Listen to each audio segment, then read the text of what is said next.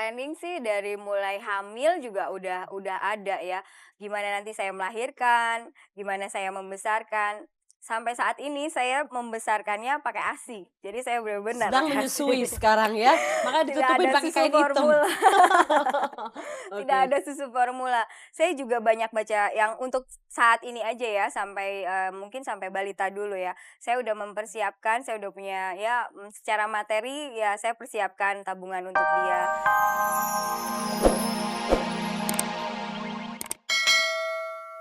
Oke, kita akan lanjutkan lagi nih ceritanya. Yang ini tamu saya unik sekali.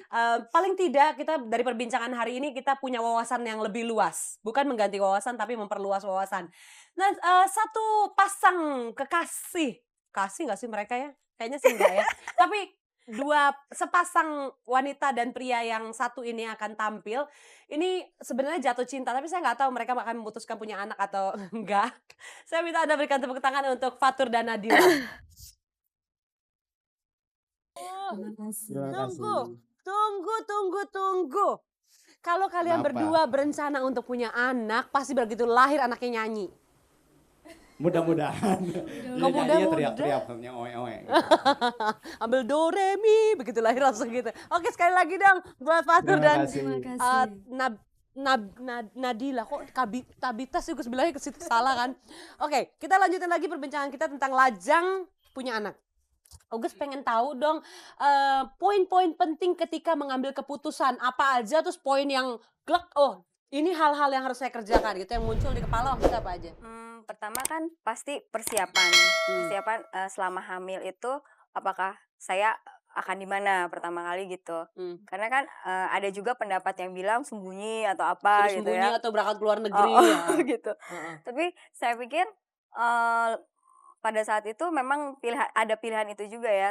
Tapi saya pikir kalau nggak dari saat itu saya memilih untuk bilang sama semua, "Ini loh saya hamil, saya mau meneruskan kandungan ini, saya mau bertanggung jawab untuk anak ini dan hidup anak ini sampai dia besar nanti."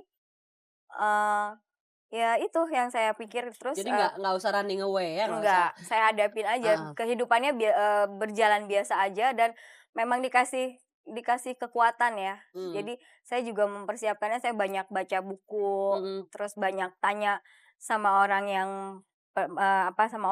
sama ahlinya Itu gitu. biar percaya diri juga ya, kalau nggak gitu, kalau nggak tanya ahli, nggak tahu hukumnya segala macam, kita maju mundur juga ya. Iya. Mas Eros sendiri, bisa nggak sih Mas ngegambarin kalau kehidupan secara psikologi ya, anak tuh kalau nggak ada bapak, ada unsur negatifnya nggak sih? Dia kan dia tumbuh sendiri ya, sama ibu aja gitu, atau sama bapak aja?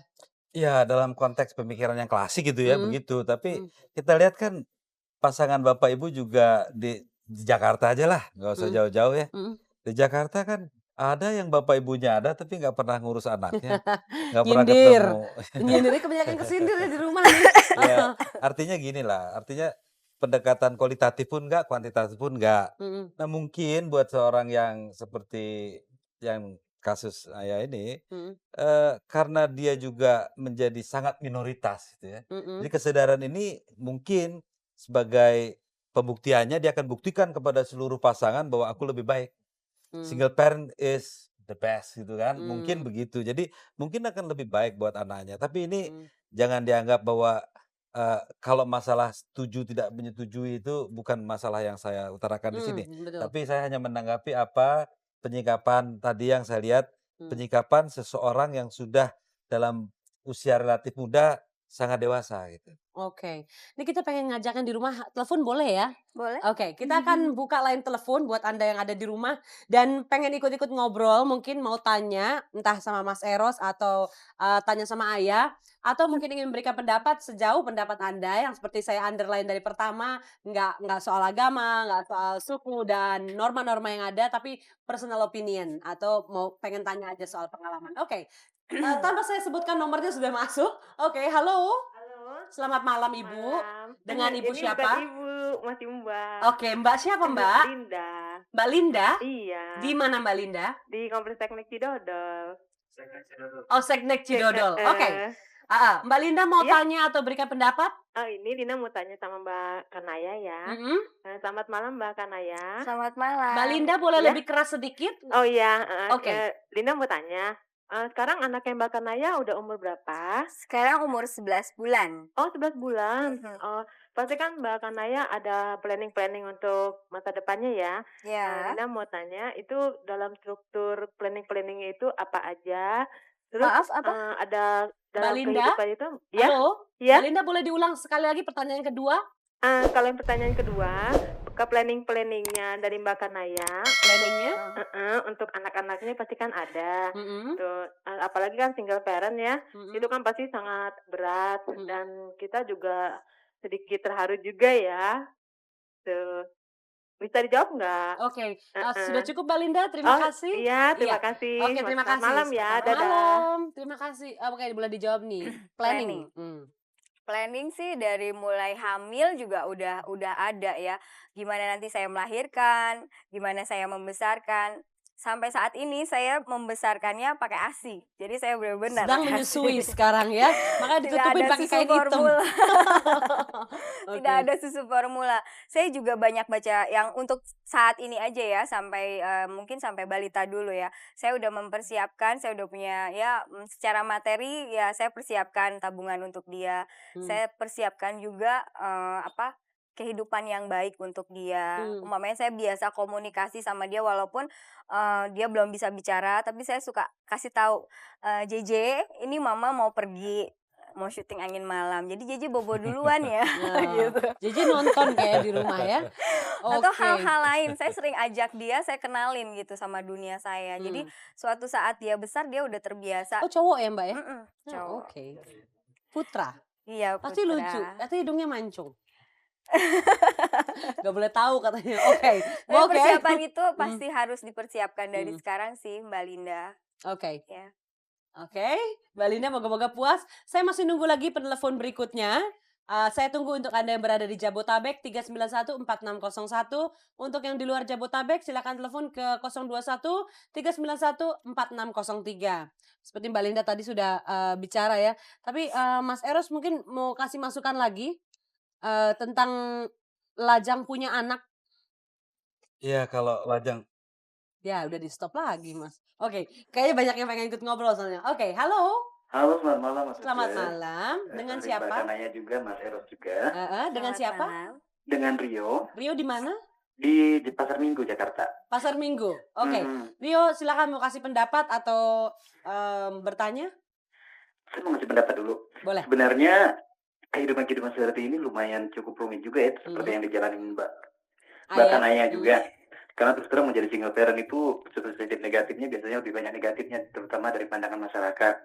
Karena kita orang timur kan. Yang ingin saya tanyakan ke Mbak Kanaya sendiri, bagaimana menghadapi mungkin dari pihak keluarga atau teman-teman yang mereka terlalu ketimuran dalam tanda kutip gitu, yang terlalu menganggap hal ini terlalu negatif gitu. Oke. Itu aja sih Pak. Mas Rio, terima kasih. Oke, terus Mbak Uga sama Mas Eros sendiri menganggap hal ini lebih pada sesuatu yang pro apa kontra untuk hal seperti ini? Ini saya biarkan Mbak Aya jawab dulu.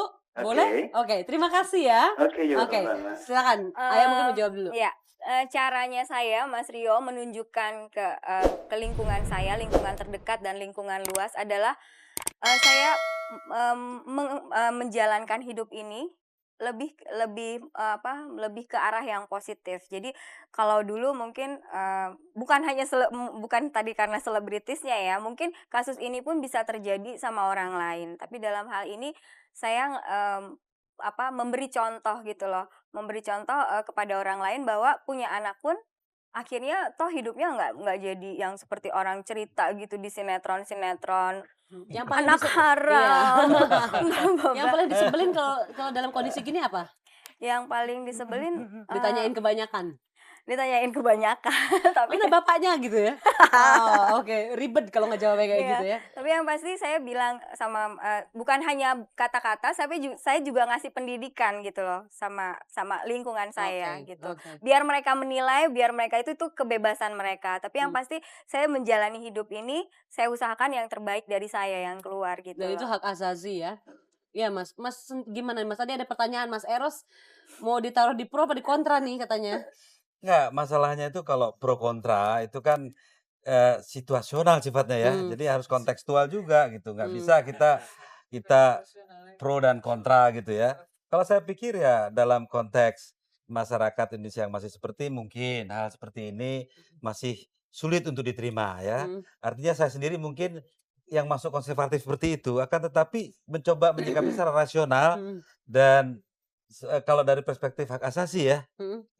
ini ukuran barat ya, hak Hmm. asasi barat itu ini hak individu yang harus dilindungi gitu ya. Hmm. Tapi kalau dalam konteks kita sebagai Hmm. bangsa Indonesia yang masih memerlukan waktu untuk mengadaptasi seperti itu, ya Hmm. agak ya rasanya mungkin secara norma masih belum bisa diterima di sini gitu. Tapi bukan berarti bahwa pada saat peristiwa itu ada harus dihakimi. Ini kan moral tuh nggak ada pengadilannya. Hmm.